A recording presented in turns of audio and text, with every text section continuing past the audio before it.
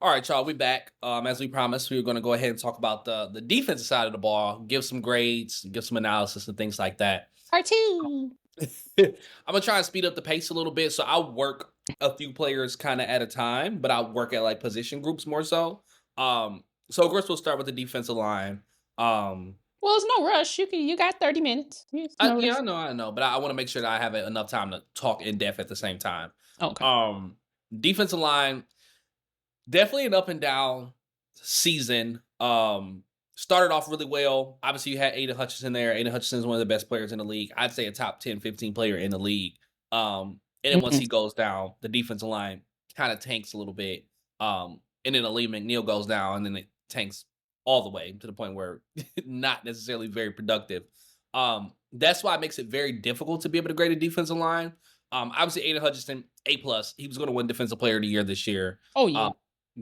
I have no doubt about that. He had like 7.5 sacks in his first 5 games. Absolutely just unfortunate, like season altering injury. I don't want to make any excuses. The Lions were able to prepare without him, whatever, such and such. But if they had Aiden Hutchinson, I'd be shocked if they lost that game to the Commanders. I would. And then you have Ali McNeil as well, another guy who went down with a season ending injury. Ali McNeil also gets an A for me. He is one of the most underrated players in the league. Interior pressure wise, gets sacks, gets pressure on the quarterbacks as a run stopper, clogs the middle. He's been fantastic since he's been drafted. He's one of those guys that kind of speaks to Brad Holmes' resume as a drafter. Absolutely fantastic player again. And the Lions really started to tank when they lost him. Because I do Oh feel yeah. like outside pressure can kind of be replaced, but in the inside, as somebody that can run, stop, that can do all these different things, Ali McNeil can literally do everything on the defensive line. And once they lost him, it just kind of was like, okay, this is too many blows to be able to take. So, Ali McNeil also gets an A for me. Um, Zadarius Smith obviously came in a trade. He was productive. He did put pressures on the quarterback. He did make things happen. I think a lot of us expected a little bit more, but also he was on a defensive line that was a bit depleted at the same time. So not a lot of guys taking pressure away and making things a little bit easier for him. I think he'll look a lot better next year with Aiden Hutchinson playing opposite of him and Ali McNeil in the middle, drawing double teams and drawing a lot of attention. I would give him a C plus from his performance as a Lion, though. I think that'll go up, like I said, next year as he gets more players on the defensive line to play next to him. But yeah, I'll rate those three guys, and I'll let you kind of chat, and then I'll talk about a couple of quick casual guys. But if you want to talk about Hutchinson, McNeil, Zedarius, the big name guys, how do you feel? Okay, so with Sedarius Smith coming as the signee, obviously not I hate when people say, "Oh, well, he's Hutch replacement." I wouldn't say that, but I would definitely because I don't think nobody can replace Hutch.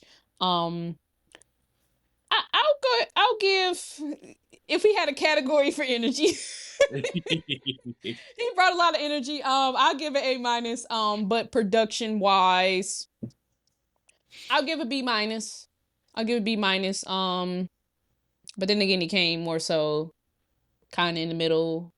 I think we should have made the signing sooner, but that's just me. Um, McNeil. Oh, Big Body McNeil. Listen to me giving people nicknames. I'm gonna go A. Definitely good. On the run stop. Um, I mean on the run stop. Yeah, I'm gonna go A. I'm gonna go A for him. I don't. I can't. That's why I'm kind of stuttering because I can't really think of anything negative to say about McNeil. I just Hmm. wish those injuries. Yeah, that didn't happen. Things of that nature. Hutch, another fan favorite. Definitely A plus. I think he was on track to have the most sacks out of anybody in the league. But we're getting him back next year. I'm definitely excited to see his energy, his production. He just goes so hard on every play. I mean, 100% until the whistle is blown. So Hutch A plus. Obviously, I can't even dock him for anything. Just unfortunately that injury happened. But yeah, those three good. Yeah, absolutely. And there were some other guys on the defensive line that were productive. Josh Pascal. Want to give a shout out to Makai Wingo, who also suffered a season-ending injury in the middle of the season, but Mhm. 6th-round draft pick out of LSU. He was fairly productive as well. The Lions have some good depth at that position, but when you force certain guys to have to play, 80, 90% of the snaps, kind of affects things a little bit. Um, Moving on to the linebackers, though, because this was also pretty interesting. Um, Alexander Zalone, I would give an A minus at the least. He has been another guy that has just kind of turned things around. When he first got here, the defense was not good. There just weren't many good guys on the defense.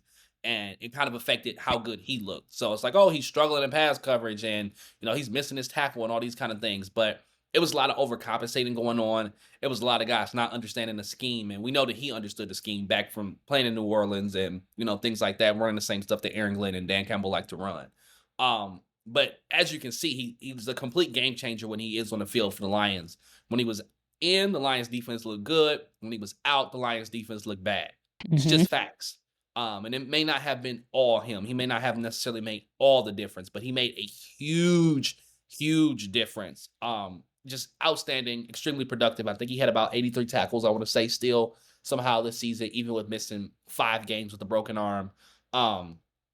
Kind of the heart of the defense. Well, one of the hearts of the defense. I know that obviously Aiden Hutchinson is like the pulse, but definitely as far as the leader, as far as the communicator, as far as the person in the middle that makes the calls.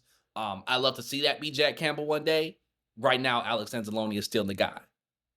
Speaking of Jack Campbell, though, Jack Campbell also had a really good season. He had 113 tackles, led the team in tackles. Another guy, high pedigree, extremely productive in college, was the Buckets Award winner, one of the best defensive players in college football. And he started to figure it out. PFF graded him really high as a top 20 linebacker this year. He's been pretty good in pass coverage. Not perfect, but he's starting to figure things out. Really good as a run stopper, really good as a tackler. When he misses tackles, it's kind of a shock. And you can see kind of the wrestling background with him and Malcolm Rodriguez when it comes to making some of those tackles. But I'd give him a B plus. Honestly, overall, I just would give the Lions linebackers a really high grade. They really were productive. Malcolm Rodriguez obviously also suffered a season-ending injury. Very common thing when talking about the defensive side of the ball, but he was really good as well. He's a guy that I give a B plus to also. The linebackers are very, very productive. The issue is just that guys got hurt. And Mhm. you started to see these guys who they were having to pick up off the street. You see Quan Alexander, you see Jamal Adams, guys that you just wouldn't have expected to see in the Lions jersey when the season began. And those guys weren't horrible, but there were a couple of guys who did play who weren't very good at the same time. And you saw like in the Bills game, for example, where they targeted them. So overall, I think the Lions linebackers are very productive. I give Rodriguez and Campbell a B plus, and I give Anzalone a minus. Yeah, I definitely have to agree with that rating. Definitely with Anzalone. He's another. He don't stop till the whistle blow, man. I love Anzalone. I love his hair too. Okay, anyway. If I had to give a rating for his hair, it would be an A. But yeah, Anzalone definitely with what'd you say, 83 tackles. Yeah, you definitely see him all over the field. You definitely see him trying, putting that effort in. Jack Campbell, another great tackler.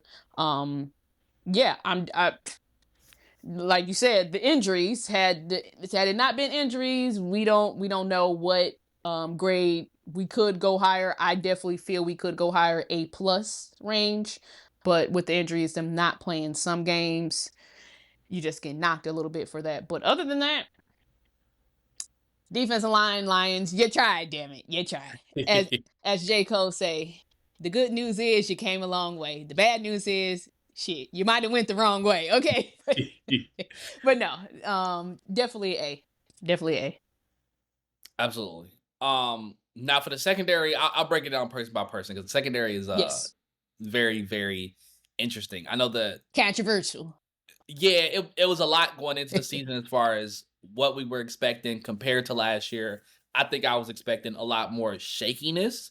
And what we saw at the beginning of the season was kind of not shakiness. I mean, I know Terry Arnold started off with the penalties and stuff, but just generally speaking, the secondary started off the season pretty damn well. I'll start with Carlton Davis, our number one corner until season ended injury. What do you know? Um, I thought Carlton Davis was fantastic. I would give him an A minus. He was very solid. He was very steady. Kind of brought in to be a guy that is a veteran who can play against other teams' number one receivers, and he did. And while he's not a guy that's going to shut everybody down, and he's going to hold guys to zero catches and all those kind of things, he's very, very good, especially playing up the boundary, which is a spot that the Lions have struggled with a lot in previous years, where guys would just kind of get run by or get beat. He's not the fastest guy, but he plays with really good technique. He plays really physical. He fights for the ball. He's got good size, good length, all those kind of things. So I thought he was a stabilizing force for this Lions secondary. I know he's a free agent. We'll talk about that in a later episode. I don't know if they're going to bring him back. I think it depends on the price, but if the price is right, I would absolutely bring him back. He was very, very stable for the Lions secondary. I was quite impressed. Yeah, I'll definitely agree. It was very shocking to see the season-ending injury he broke his jaw. Yeah, I was definitely sad to see that because I'm like, okay, that's the last thing. That's the last thing we need is a corner down. But definitely seeing him play and him play against number one receivers and do good against the Justin Jefferson and the Mike Evans of the worlds and our big body receivers that are some of our better receivers in the NFL. I mean, he stuck with them. I can see why he was a veteran. I believe he has the Super Bowl ring with Tampa, right? Mm-hmm. Right. So I could see why, but yeah, definitely with that injury, it's like, but I'm gonna go A minus. I'm gonna go A minus. Yeah, I thought again stabilizing force. Next we'll move over to the other outside spot with Terrion Arnold. Obviously a lot of talk about how good he can be, how good he would be as a first year player. The Lions they literally threw him into the fire. He played the most man coverage snaps of any cornerback in the league this year. Really come through with the stats. Which is insane for a rookie cornerback. But Terrion Arnold, high pedigree. Played at Alabama, started as a safety, moved over to corner, productive guy, Nick Saban guy. Nick Saban's specificity is coaching DBs up. So Terrion Arnold was a guy that came with a lot of pedigree, and honestly, a lot of people didn't think would fall to the 20s. The Lions saw him in the 20s and was like, let's go up and get him real quick. And they did. And Terrion Arnold was, in my opinion, very productive this year. Not as far as interceptions and things like that. But I think as far as not allowing this Lions defense to tank, which I think a lot of rookie cornerbacks would do, he stayed in position. Even in the plays where he was getting flagged and things like that, he kind of panicked. None of those flags are about him being out of position or not being in the right spot. Just about technique, making sure you get your head around, be minimal with the contact and things like that. But he was in the right spot a lot of times. I don't want to talk about the Commanders game. I know the playoff game is something different. That he was culprit number 2. Him and Goff were really bad in that game. Come on. They were really, really bad in that Commanders game. If there are 2 players that cost him the game, it was those 2. But if we're talking about the regular season, I'm not going to lie. I'm going to give Terrion Arnold a B just for the expectations of what a rookie quarterback who leads the league in man coverage snaps can be. And for him to not really get beat really badly in most cases, he comes up and plays the run really well outside of the Commanders game. So very solid player. Very, very solid player. Just want to see him get better. I don't know if a lot of people remember, but Darius Slay, his rookie year with the Lions, he was awful. He was horrible. And I don't think he was much better his second year. But eventually he started to figure it out. And then he became one of the best corners in the league. Corner is the second hardest position to play in the NFL. It is. Behind quarterback, it is the most difficult position to play. And Terrion Arnold held up for a year. Like, reliable. Like, always there. Not perfect, but very reliable. So as a rookie, B. It's getting a B for me. Okay. I'm gonna go with B plus. like you said, coming in expectations, I'm like, okay, well, the guy, he's from Alabama. We know what Alabama is. I don't know. The Lions don't always have the best secondaries. I'm not expecting the world, but I was pleasantly surprised. Number one, Terrion Arnold is a speed guy. He is a very fast corner. One of the fastest, in my opinion. I mean, there weren't too many times where I seen him in the in coverage and him being beat. Now, some people may catch the ball over him, things of that nature, but I didn't see him get beat a lot, and that's why I like him. I think we should keep him where we need him, play him just how we played him. And like we said, we know with the penalties, he coming in, he a rookie, these NFL players, this ain't college no more.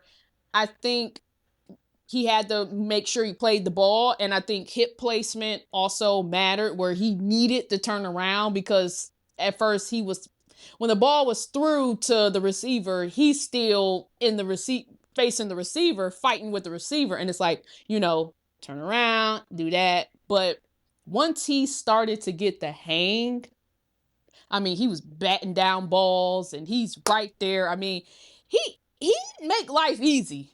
He didn't make life easy for the receivers. And with corner, I feel it's a very special position, because everybody expects you, okay, you fast, you good, you're a starter. You need a seatbelt. You need to seatbelt them, okay? But it doesn't always happen that way, because with the corner, you're basically playing like a mirror to the wide receiver. You need to guess what the wide receiver is going to do. Okay, you can read the quarterback's eyes to see where is he going, but you have to mirror what you anticipate a wide receiver doing. And then you got the wide receiver, you got their offensive scheme, you got their coaching, everybody trying to outsmart you as a corner. You need to be a mirror.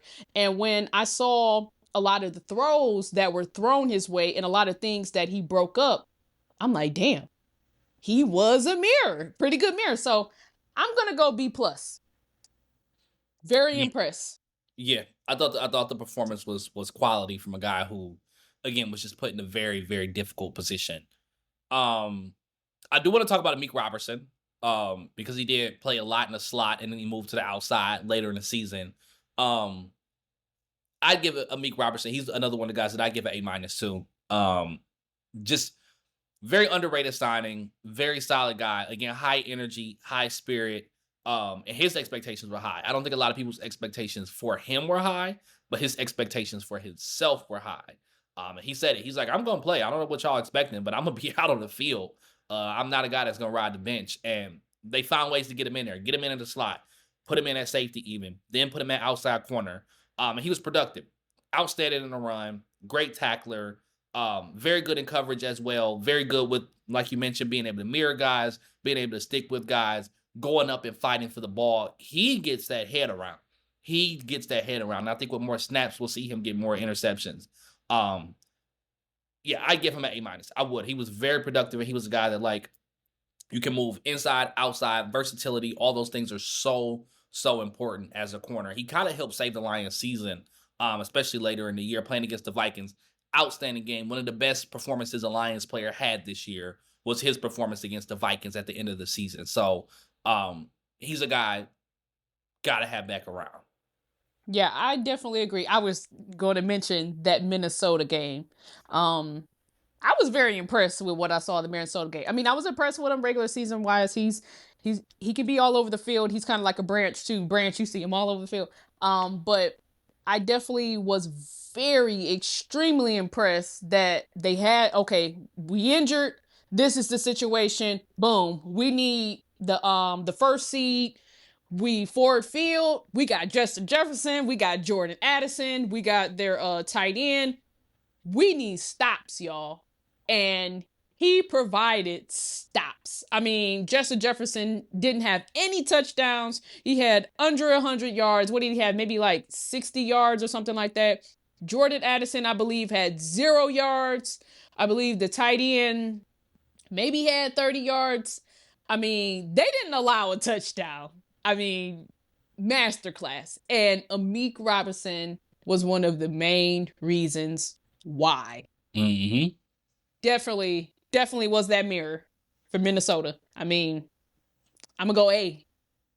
Yeah, very, very good player, very solid player. The Lions secondary really kind of showed up in a lot of ways that I didn't expect this year. And I'll talk about the safeties in tandem just because I think this is the best safety tandem in the league. Oh yeah. And I'm not gonna say it's not close, but like both of these guys are like they're top 5, top 6 safeties at minimum. Kirby Joseph, obviously, interception demon, 9 interceptions. Just the best ball hawk in the league. Very much, you can't. I don't want to say you can't throw it his way, but like you better be damn careful if you do. Just outstanding. Kirby Joseph also good tackler. I don't care what the Rams say. I don't care what Matthew Stafford says. He's not dirty. These are clean tackles. Those guys costed him a Pro Bowl nod, by the way, and a potential salary escalators by putting that narrative out there that he's dirty. I will never forget that. Great player though. Great player. Absolutely outstanding. At the back end, they moved him around a lot when Brian Branch went down. There were times where he would step up and come into the box, and then they would put somebody else back there, whether it's Brandon Joseph or Melifonwu or whoever. Outstanding player. Very versatile player. Has been good since he came in the league. Again, another one of those draft picks that Brad Holmes makes, a 3rd round guy out of Illinois that nobody is talking about. Excellent. He's great. He gets an A+. He gets an A+. And so does his tandem mate, Brian Branch. Brian Branch is... Oh, yeah. There's not even really a comparison for Brian Branch. A lot of people will like put him in that same pool as Kyle Hamilton, and it gets on my nerves because Kyle Hamilton cannot play man coverage like Brian Branch can. Brian Branch plays man coverage like a corner. He plays deep safety like a Kirby Joseph style. He can play in the box. He does whatever you need him to do. He can play linebacker. He is a chess piece. He is literally a chess piece. The Lions know that they can put him anywhere. He played pretty much all of last year as a nickel corner. And then they moved him to safety this year. And he played just as good. Like one of the best defensive players in the league. An absolute menace. He hits guys. He knocks the ball loose. He gets his hands on the ball and he catches it. I mean, again, plays man coverage, plays zone coverage, plays the run, does everything. This safety tandem is probably one of the biggest reasons why the Lions managed to win 15 games this year. Forcing turnovers, turning games around, not making mistakes, always being in the right spot. Even with a team that was not able to generate a lot of pass rush when Aiden Hutchinson went out, they still made plays. So those 2 guys get an A. I hope they extend both of those guys. Give them a blank check. But they mean so much to the Lions defense. And if they can combine, if they can marry that pass rush with the coverage next year, keep guys healthy, sky's the limit. I think we'll probably see a top 5 defense to begin the season again next year. Oh, yeah, definitely. I mean, with Kirby Joseph and Brian Branch, I mean, hey, I don't have to say much. These guys, I don't have to say much. Look at the tape. Just look at the tape on these 2 guys. I mean, Brian Branch, there were multiple games where I looked at the box score and he led the team in tackles. I mean, the guy, talk about effort. I mean, Jesus. Don't he have that little green thing on his helmet? His mouthpiece, yeah. So I'm like, okay, there's Brian Branch over there. Shout out to him. But Kirby Joseph, I mean, he is just a hawk. First team All-Pro. Oh yeah, definitely. And they can make all that noise about that Pro Bowl bullshit, but we know who Kirby Joseph is. We know what he brings. Definitely, I agree with you that we need to keep these 2 together as long as possible. One of my favorite plays this season from Kirby Joseph, you already know. That interception and the touchdown against Matthew Stafford. Mm-hmm. Yep. That Matthew Stafford, he said, oh. Should have handed him the game ball after that. Oh. You could tell Matthew Stafford was visibly upset. But those 2, Brian Branch, Kirby Joseph, A+. I have nothing bad to say. Y'all continue to ball out. That defense, yeah, they definitely helped us get 15-2. Okay, we might have scored 33 points average on the offense, but that defense with those turnaways, because I believe Kirby Joseph had maybe 1 or 2 interceptions in touchdown this season. I know he had one against Green Bay for sure. Yeah, and I know he had that one against Stafford. So I mean, hey, I ain't complaining. Yeah, absolutely fantastic performance from the safeties. And just kind of hoping that the Lions can fill in the gaps in front of them. I do lastly want to give some love to the Lions special teams. Lions special teams Oh also yeah. get an A for me. I think I don't know how to necessarily rate special teams units across the league, things like that. There's no way this wasn't a top 5 special teams unit. Punting, obviously, great from Jack Fox. They put a stat up there about him having like the highest punting average of any punter like ever, which is just kind of crazy. Very Bar. random. Very That's a random. bar. They Okay. put that up again in the Bears game, and I'm like, oh, okay. That's good for him. That actually is really nice. Jake Bates was great. I know everybody was worried. I know everybody, stomachs was rumbling, blah, blah, blah. We ain't got a kicker. Do we got a kicker? He can kick it from so far, but is he accurate? I saw him in training camp a couple of times, and I was like, I don't know if We this got guy a kicker. got it. But when I was seeing him in training camp, I was like, oh, he's like missing like 36 yarders, like pulling them left. And the season came, the lights came on, and he performed. He literally, I can't think of many times where he missed a field goal that he should have made. That was like maybe 1 or 2 extra points here or there, but he was making long field goals. He was making mid field goals. The Lions have a kicker. Now, again, kickers that could always go all off the rails, whatever. But the Lions do have a kicker. Jake Bates was great. And I also want to give some love to Khalif Raymond as a punt returner. Oh, He yeah. missed a lot of time with injury, but again, another one of them guys as a backup wide receiver, as a punt returner, as a kick returner, he gives the Lions a spark. He gives us a spark. And there was that one game, I think it was against the Titans, where it's like you remember NFL Street when a player would like just get into a mold, like a game breaker mold, and you just can't stop him. Oh, yeah. Like, every time they would punt the ball to him, either he returned into the touchdown, he taking it back 60 yards. Like he had like 200 return yards in that game. It was, and the Titans didn't punt the ball that often either because they was throwing interceptions. But he was outstanding. He can take over games with that punt return ability as well. And I do think the Lions did kind of miss him in the middle of the season because he missed a lot of games due to injury as well. Mm-hmm. Special teams gets an A. Fantastic. Oh yeah, special teams gets an A. You remember the earlier podcast episode? I always had faith in Jake Bates because I saw him kicking them late 50s, that early 60 yards. I'm like, he'll clean up. He'll clean up his 30 yarders. But I always had faith in Jake Bates. That Khalif Raymond, oh man, that man is electric, and he gets us good field position. Yeah. Field position. Shout out to him. A demon. I vote to erect the statue of Dave Phipp, the Lions special teams coordinator. He continues to do a fantastic job with these guys. Yeah, there are a lot of elements of this team that not many mistakes that I've seen this season with special teams. So shout out. They didn't really give up a lot of return things. When I'm looking at it now, I don't think they rarely gave up return, like big return yardage or anything like that as well. So, yeah, fantastic job by them. Special teams, you just don't want them to take you out of the game, and they did not. And occasionally, they kept us in the game as well. Mm-hmm. Yeah, I definitely say to wrap up this whole Lions team, our 15-2 season. Overall, Lions, you get an A. A+. It's all right. We'll be back next year. I don't want to hear nothing about no playoffs right now, man. I don't want to hear it. Yeah, as a regular season team, the Lions get an A+. This was the best Lions team of all time. It was the best team in the league, I think, in the regular season. They were fantastic. The coaching, I think, was fantastic. Obviously, you can make qualms about play calls, and you can make qualms about, how aggressive Dan Campbell is, things like that. Dan Campbell's the best coach in the league, in my opinion, right now. That's my opinion. Maybe controversial, whatever. I think he adds so much more to the Lions' expectancy compared to other coaches when it comes to the fourth down, when it comes to the decision-making, when it comes to the motivation, when it comes to hiring coaches that are good coaches. Everybody's worried about Ben Johnson and Aaron Glenn leaving. He identified them in the first place. So I'm not saying that, we got to find a replacement. We got to find the same thing, whatever. But who's to say he can't? Like, I don't think anybody thought that Aaron Glenn was necessarily going to be this amazing defensive coordinator. Guess what? He was. And Dan Campbell gave him a shot. Ben Johnson was getting fired as the Dolphins wide receiver coach a handful of years back. Now he's the best offensive mind in the league. Dan Campbell identified that. I think they're going to be fine. We'll be fine.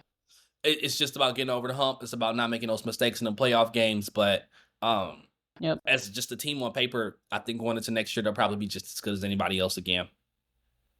Yeah, I definitely feel we'll be fine. We'll be back. We'll be in the mix of things.